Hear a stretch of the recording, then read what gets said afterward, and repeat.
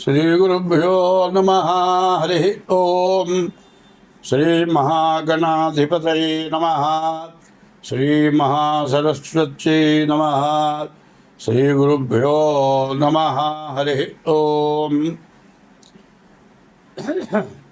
వందే శంభుమమాపతిం సురగురుం వందే జగత్కారణం వందే పన్నగభూషణం మృగధరం వందే పశూనాం పతిం వందే సూర్యశశాంకవక్తినయనం వందే ముకుందప్రియం వందే భక్తజనాశ్రయం చ వరదం వందే శివం శంకరం.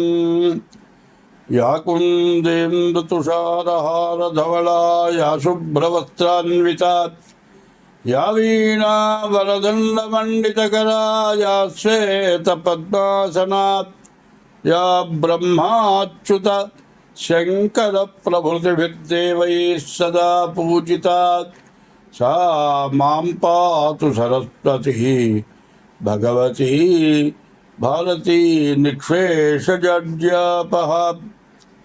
2026 సంవత్సరం 11వ రాశి కుంభరాశి. ఈ కుంభరాశి ఎట్లా ఉందో చూద్దాం. ఈ కుంభరాశికి ద్వితీయానికి శని వచ్చాడు. ఏనాడు శని 6 సంవత్సరాలు గడిచిపోయింది.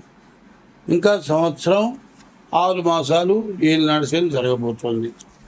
ఈ సంవత్సరం 6 నెలలు కూడా చాలా కష్టంగా ఉంటుంది. కారణం ఏంటంటే ఇంతకుముందు అప్పులు చేసుకొని తిన్నారు, అప్పులు వచ్చేసినాయి. అప్పులు తీర్చాల్సినే కానీ ఇంకా అప్పు ఇచ్చేవాళ్ళు ఎవరు లేరు.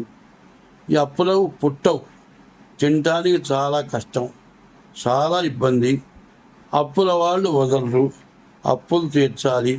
సంపాదన ఉంటుంది, అయితే ద్వితీయానికి శని వచ్చిన తర్వాత శని ధనాధిపతి అవుతాడు.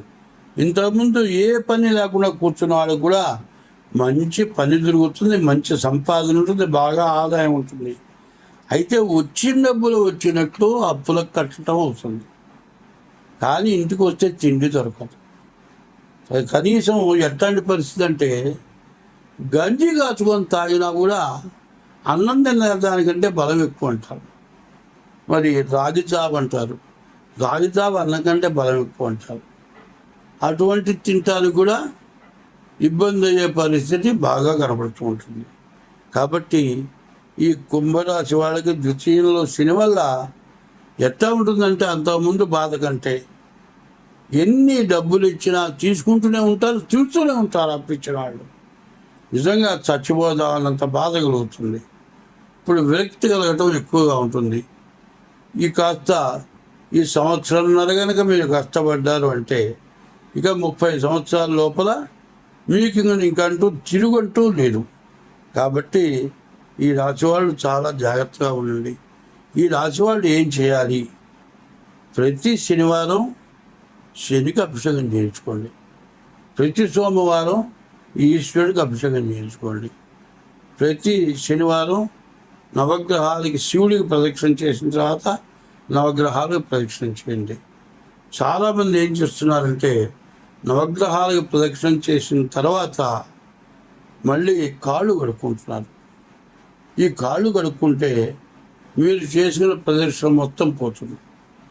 ఏమీ లేదండి, మీ తల్లిదండ్రులు ఉన్నారు, 2 కాళ్ళు పట్టుకొని దండం పెట్టారు, దవడ బయలెట్టో దెబ్బ కొట్టారనుకోండి, ఏమవుతుంది? ఎంత తప్పండి అది? నీవు కాళ్ళు పెట్టుకుని దండం పెట్టిన ఫలితం అన్న వస్తుందా? అట్లాగే నవగ్రహాల గుళ్ళో పోయి కాళ్ళు కడుక్కోకపోతే శని పడతాడు, శని అమ్మడి పడతాడు, ఇట్లాంటి అనవసరమైన అనుమానాలు పెట్టుకొని నవగ్రహాల గుళ్ళోకి పోయిన తర్వాత కాళ్ళు కడుక్కుంటే మీరు శని దోషం కోసం పోయి నవగ్రహాల గుళ్ళో ప్రదక్షిణ చేసిన తర్వాత మళ్ళీ కాళ్ళు కడుక్కున్నారు అంటే మీ దోషం రెట్టింపు అవుతుంది, 3 రెట్లు కూడా అవుతుందని చెప్తున్నా. ఆ పని మాత్రం చేయొద్దు. చాలామంది 100కి 90 మంది కాళ్ళు కడుక్కుంటున్నారు. ఇది చెయ్యరాని పని. ఏమంటే బయటికి పోయిచ్చాం, అన్నం తినేప్పుడు కాళ్ళు చేతులు కడుక్కొని అన్నం తింటావా? అన్నం తింటాం అయిపోయిన తర్వాత చేయగలుగుకుంటావా? అట్లాగే చేయి కడుక్కోకుండా ఉంటావా? బయట నుంచి వచ్చిన తర్వాత కాళ్ళు కడుక్కోకుండా అన్నం తింటావా? చేయి కడుక్కోకుండా అన్నం తింటావా? అట్లాగే అది ఎట్లాగో గుళ్ళో నుంచి బయటకు వచ్చిన తర్వాత కాళ్ళు కడుక్కోకూడదు. గుళ్ళో ప్రదక్షిణాలు అయిపోయిన తర్వాత దేవుడు దర్శనం చేసుకున్న తర్వాత ఒక్క 5 నిమిషాలు గుళ్ళో కూర్చొని ఓం నమ శివాయ అనే మంత్రం 5 నిమిషాలు చదవండి. ఎవరితో మాట్లాడబాకండి. గుళ్ళోకి వచ్చిన తర్వాత తెలిసిన వాళ్ళు కూర్చొని కబుర్లు చెప్పుకోవడం చాలా తప్పు. భగవంతుడిని స్మరణ చేయండి. ఒకళ్ళు ముందు వస్తారు, వెనకాల వస్తారు. ఇగో దేవుడు వస్తాము కొంతసేపు నీవు కూర్చుంటుంది, మళ్ళీ ఆ వస్తుంది నీవు కూర్చుంటుంది, కబుర్లు చెప్పుకుంటారు. గుళ్ళో నిశ్శబ్దంగా ఉండాలి. చూడండి, కొన్ని దేవాలయాలు ఉన్నాయి, ఎంత నిశ్శబ్దంగా ఉంటారో. మన హిందూ దేవాలయాల కంటే కొన్ని ఇతర దేవాలయాలు ఎంతో నిశ్శబ్దంగా ఉంటున్నాయి. అది మనం నిశ్శబ్దం పాటించాలి.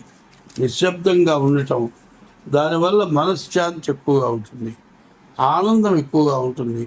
భగవంతుడిని స్మరిస్తే ఒక్క 5 నిమిషాలు భగవంతుని యందు మనస్సు లీనం చేస్తే మనకున్న బాధలన్నీ కూడా పోతాయి. ఈ శని బాధ మీకు పోవాలి అంటే ముందు ముఖ్యంగా మీరు ప్రతిరోజు శివాలయానికి వెళ్ళండి. శివాలయంలో శివుడికి నవగ్రహాలు ప్రదక్షిణం చేయండి. బియ్యపు రవ్వ పంచదార కలిపి పుట్టల దగ్గర మట్టి నేలలో వేయండి. పిపీలుగా సమారాధన అన్నారు. ఈ శని దోషానికి అన్నదానం చేయమన్నారు. అన్నదానం చేయాలంటే మీ వల్ల కాదు కాబట్టి మీరు చేయాలి. అన్నదానం కంటే ఈ అన్నదానం కంటే ఎక్కువ విశేషమైంది. చీమలు తీసుకెళ్ళి బిల్డింగులు కట్టుకుంటాయి లోపల, దాంట్లో దాచిపెట్టుకొని సంవత్సరం పాటు తింటాయి.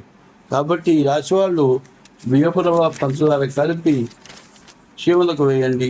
ఇది కాకుండా మీ డేట్ ఆఫ్ బర్త్ ద్వారా కూడా జాతకం తప్పనిసరిగా చూపించుకొని తగిన ఉపశాంతి చేసుకోండి. మీకు అన్ని విధాలా బాగుంటుంది. స్వస్తి. ఏకాదశంలో రాహు ఉన్నాడు. ఏకాదశంలో రాహు ఉంటే ఇదివరకు మీకు ఎవరికైనా ఇచ్చి ఎగ్గొట్టుంటే అవి రావని వదులుకుంటే ఆ డబ్బులు వస్తాయి. డబ్బులు నిలవటానికి బాగా అవకాశం ఉంది. కుజుడు బాగున్నాడు. జీవితంలో ఎప్పుడో ఇల్లు కొనుక్కోవాలనుకోని ఎదురు ఇచ్చే వాళ్ళకి ఇవాళ ఇల్లు కొనుక్కుంటానికి స్థలం కానీ పొలం కానీ అట్లాంటివి కొనుక్కుంటానికి మాత్రం ఒక అవకాశం ఉంది. కానీ ఆలోచిస్తే ఇప్పుడు శని కుజుడు పూర్తిగా బాగలేరు, మరి గురువు కూడా బాగలేరు. ఈ 3 గ్రహాల వల్ల అనేక రకాల ఇబ్బందులు, అనారోగ్యాలు, ఆపరేషన్లు, కష్టాలు, పిల్లలు చదవకపోవటం, పిల్లల ఫీజులు కట్టలేకపోవటం, చేసే వృత్తి లేకపోవటం, ఇట్లా రకరకాలైన ఇబ్బందులు, రకరకాలైన బాధలు వచ్చి డబ్బులు లేక ఇబ్బంది పడే పరిస్థితులు రావటం. దీనివల్ల అసలు ఏమీ చేయలేక, ఎవరికి ఇంట్లో తిండి పెట్టలేక, తల్లిదండ్రులను చూడలేక, భార్యను చూడలేక, పిల్లలను చూడలేక, సంపాదన లేక, బయట అప్పులు చేసి అప్పులు తీరక, ఇట్లా విపరీతమైన కష్టాలు వచ్చేసి కొంతమంది ప్రాణం తీసుకున్న వాళ్ళు కూడా ఉన్నారు. ఎప్పుడు కూడా మనిషి కష్టం వచ్చినప్పుడు బరాయించి బయటపడాలి. కష్టం వచ్చినప్పుడు జాగ్రత్తగా కష్టపడి బయటపడ్డవాడు తర్వాత ప్రతి రూపాయిని జాగ్రత్తగా అట్టిపెట్టుకుంటాడు. అదే కష్టం వచ్చినప్పుడు కష్టం జాగ్రత్త పడ్డవాడు సుఖం వచ్చినప్పుడు రేపనే రూపాయి సంగతి జాగ్రత్త చేసుకుంటాడు. ఇట్లా బతకటం నేర్చుకోవాలి.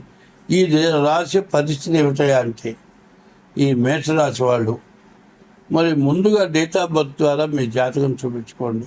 ఇది గోచారమే. గోచారం అంటే 25 వంతులే జరుగుతుంది.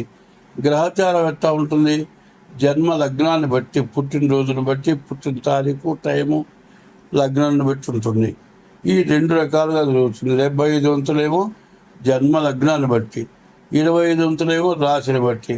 కాబట్టి ఈ టైము మేషరాశి వాళ్ళకి పూర్తిగా చెడు టైము. కాబట్టి తప్పనిసరిగా ఈ రాశి వాళ్ళు డేట్ ఆఫ్ బర్త్ ద్వారా జాతకం చూపించుకోండి. అయితే ఎవరంటే మీరు డేట్ ఆఫ్ బర్త్ ద్వారా జాతకం చూపించుకోమంటున్నారు, నాకు డేట్ ఆఫ్ బర్త్ లేదు, డేట్ ఆఫ్ బర్త్ లేనప్పుడు నేనేం చేయాలి? హస్త సాముద్రిక, అది చేతులు, హస్త సాముద్రిక ద్వారా కూడా నేను జాతకం చూస్తాను. మీకు అవసరం అనుకుంటే మీరు తగిన ఫీజు చెల్లించి హస్త సాముద్రిక ద్వారా కానీ డేట్ ఆఫ్ బర్త్ ద్వారా కానీ జాతకం చూపించుకోవటం అవసరం. ఇప్పుడు ఇది చెబుతున్నాను, ఇది చెప్పిందంతా వింటారు. కొంతమంది మధ్యలో వచ్చి ఫోన్ చేస్తారు, ఏమండి శని బాగాలేదన్నారే మేషరాశికి, ఏముందో చెప్పు. ఇప్పుడు చెప్పింది ఎందుకు? నేను చెప్పింది విని తెలుసుకుంటానని చెప్పా. మళ్ళీ చెప్పంటే ఇప్పుడు కొన్ని వేల మంది చూస్తారు, కొన్ని వేల మంది వింటారు. అందరూ వినటం కోసం, అందరూ తెలుసుకోవడం కోసం చెప్తున్నాం. మళ్ళీ నేను అప్పుడు సరిగ్గా వెళ్ళలేదండి, మళ్ళీ చెప్పు. ఎందుకు చెప్పు? ఏంది చెప్పమంటే ఫోన్ కట్ చేస్తావేంది? ఏదో పనిలో ఉంటావు, ముందు చెప్పు. ఎందుకు చెప్పవు? ఇట్లా మాట్లాడుతున్నారు. అసలు అడిగేదానికి అర్థం ఉండాలి. ఇంట్లో భార్యని నువ్వు నేను చెప్పింది ఎందుకు చేయవు అంటే, భార్య వింది వాళ్ళ చెప్పిన మాట వినాల్సిన మాట అయితేనే భార్య అంటుంది, అనవసరంగా మాట్లాడితే పోరా అంటుంది. అటువంటి పరిస్థితుల్లో మమ్మల్ని ఈ విధంగా మాట్లాడటం మర్యాద. ఎందుకంటే బ్రాహ్మడు ఎప్పుడు కూడా ఎట్లా ఉంటాడంటే, ఎవరు చేసిన కర్మ వాడు అనుభవిస్తారు, ఎవరి పాపం వాడు అనుభవిస్తారు. కొడితే కూడా ఇదేమిటని అడగరు. మరి వాడు ఏదో తెలియజేసాడు అనుకుంటాడు, ఎవడి కర్మ వాడు అనుభవిస్తాడు అనుకుంటాడు. మరి ఇట్లాంటి రాంగ్ కాల్స్ వస్తున్నాయి. ఈ రాంగ్ కాల్స్ దబాయించడం, ఏమన్నా మీ కింద జీతగాడినా, మీ కింద ఏమన్నా పని చేస్తున్నానా, మీరు ఏమన్నా నన్ను పోషిస్తున్నారా? ఆలోచించండి. ఇట్లాంటి ఫోన్లు చేయటం ఇది మర్యాద కాదు. ఫోను ఎందుకు చెప్తావు? యూట్యూబ్లో ఎందుకు చూస్తున్నావు నువ్వు? యూట్యూబ్లో చెప్పినప్పుడు నేను అడిగితే నువ్వు ఎందుకు చెప్పావు? ఈ రకంగా దబాయించడం జరుగుతుంది. ఇది మంచి పనేనా? ఇంత పద్ధతి ఉంటుందా? ఇది అనవసరమైన మాటలు, రాంగ్గా మాట్లాడటం జరుగుతుంది. ఇప్పుడు చెప్పింది బాగా వినండి. విన్న తర్వాత ఈ టైం బాగాలేదు కాబట్టి మీరు డేట్ ఆఫ్ బర్త్ ద్వారా కానీ హస్త సాముద్రిక ద్వారా కానీ మీ జాతకం చూపించుకొని దానికి ఫీజు చెల్లించి జాతకం చూపించుకోండి. ఫీజు తీసుకొని జాతకం చేస్తాం. అంతేగాని ప్రతి వాళ్ళు ఫోన్ చేసి నాకు చెప్పు, ఎందుకు చెప్పు అంటే, మాకు కూడా పని ఉంది, ఖాళీకి కూర్చోట్లే. అది కాబట్టి అది బాగా గుర్తుపెట్టుకోండి. అందరిని అంటలేదు, ఇట్లా ఫోన్ చేసి అనవసరంగా మాట్లాడే వాడి గురించి మాట్లాడాల్సి వస్తుంది. స్వస్తి.